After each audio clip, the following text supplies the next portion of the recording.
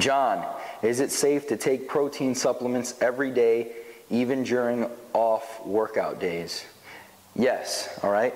What you have to realize is that although we consider protein powder a supplement, it's still just a macronutrient. So just like you wouldn't go a day without eating chicken for protein, you don't have to come off of the protein powder. Again, it's just an easy way to get your protein in. It's not, in most people's belief, it's not actually a supplement.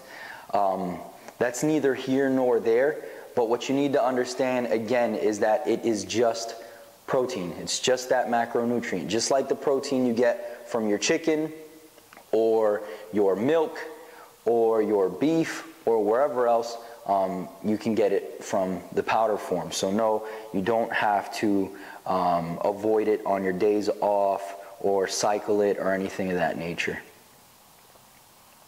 Brandon Silva, is it really necessary to consume simple carbs after a workout? No, right?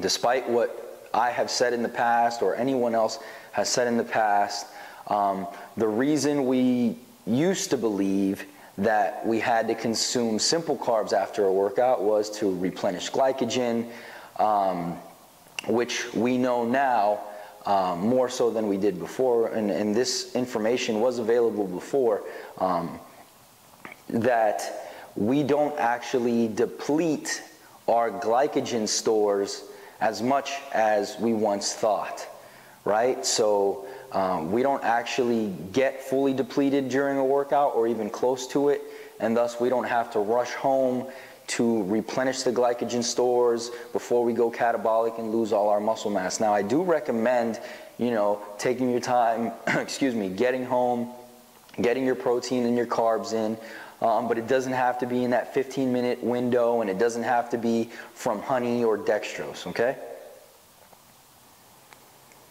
And next one. Christos, how fast should you see strength and size gains to indicate you're training effectively? It really just depends on how long you've been training. If you're talking about someone who's just walking in the gym, who's just starting out, maybe a couple weeks, you'll see strength and size gains, assuming your training and your nutrition is in order, from day to day. One day you might bench press, 2 days later you might bench press again and already be stronger. If your nutrition is in order, you might already start seeing the scale go up, right? So it really just depends on how long you've been training. And Amir, carb loading or IIFYM, which is the best for fat loss? All right. IIFYM is not a diet, right? All it stands for is if it fits your macros. It's not actually a diet, right?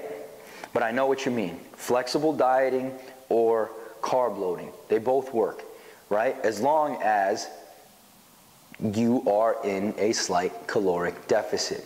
So if you want to be in a slight caloric deficit by eating, for example, the same amounts of carbs, fats, and proteins every day, or if you want to be in a caloric deficit by having high carb days and low carb days, completely up to you. Makes absolutely no difference. All right? I actually do have an entire video on carb loading, and I have an entire video on flexible dieting. So what I'm going to do for you is I'm going to link them down below. Watch both of them, and you can get a better, deeper understanding for what both are, and then my answer to you here would have made more sense. All right? And that's pretty much it, guys. I hope you enjoyed. If you did, click the like button below. Make sure to subscribe for more videos, and I will see you in the next one. Peace.